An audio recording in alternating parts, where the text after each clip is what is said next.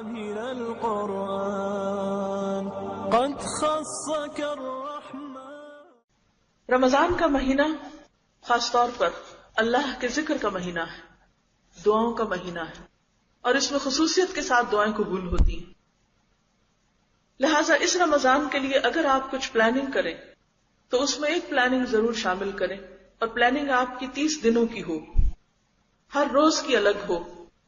اور اس پلاننگ میں خصوصاً دعاؤں کے حوالے سے اگر ہو سکے تو ہر روز ایک دعا یاد کرنے کا پروگرام بنائیں۔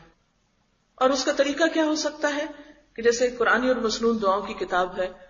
جس میں قرآنی دعائیں بھی ہو سکتی ہیں، اور نبی صلی اللہ علیہ وسلم نے جو دعائیں مانگی، کیونکہ آپ کی مانگی دعائیں اور ان کے بہترین الفاظ جو ہیں ہم وہ نہیں مانگ سکتے، اور ہمیں اتنا پتہ بھی نہیں کہ ہم اپنے لیے مانگیں تو کیا مانگیں۔ تو اگر آپ کیلنڈر کے ساتھ مارک کر کے ہر روز کی ایک دعا، اور ہر ایک کو اپنا خود پتہ ہے کہ میری حیثیت کیا ہے، میں 1 لائن کی دعا یاد کر سکتی ہوں، 2 لائن کی کر سکتی ہوں، ایک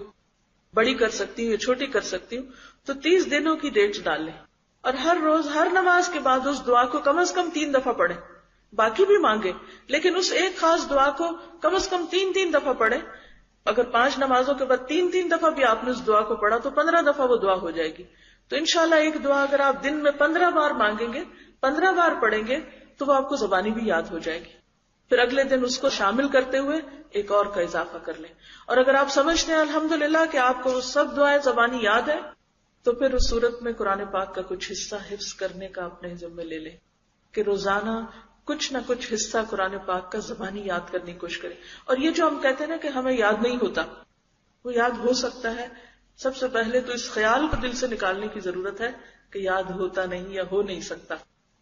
بات یہ ہے کہ ہم نے کوشش بھی کتنی کی ہے، ہم کوشش بھی تو نہیں کرتے۔ شیطان پہلے ہی مرحلے پر یہ خوف ہمیں دلا کر اور یہ احساس دلا کر کہ ہم کچھ کر نہیں سکتے، یہ ہمارے بس کی بات نہیں، اور اپنے آپ کو ہم انڈر ایسٹیمیٹ کرتے ہیں اور پھر چھوڑ دیتے ہیں۔ ایسی مثالیں بھی ملتی ہیں، جیسے پچھلے دنوں کسی نے ایک مضمون مجھے بھیجا کہ جس میں ایک خاتون نے 80 سال کی عمر میں قرآن حفظ کیا، کئی سال اس کو لگے، اور خاص طور پر جب اس کے بچے بڑے ہو گئے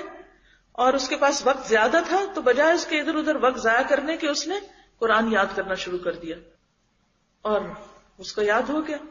تو اگر ہم اپنے سے کوئی کام کرانا چاہیں اور اس کی نیت اور ارادہ کر لیں اور اپنے ساتھ سچے ہو جائیں اور پھر کوشش بھی شروع کر دیں تو آپ دیکھیں گے کہ کسی نہ کسی مقام پر آپ ضرور پہنچیں گے۔ تو قرآن پاک کا کوئی حصہ، مثلا کوئی ایک سورت، بڑی سورت، یا پھر کچھ دعائیں اگر آپ یاد کریں گے تو رمضان گزرنے کے بعد آپ کو ایک احساس ہوگا کہ آپ نے کچھ کمایا ہے۔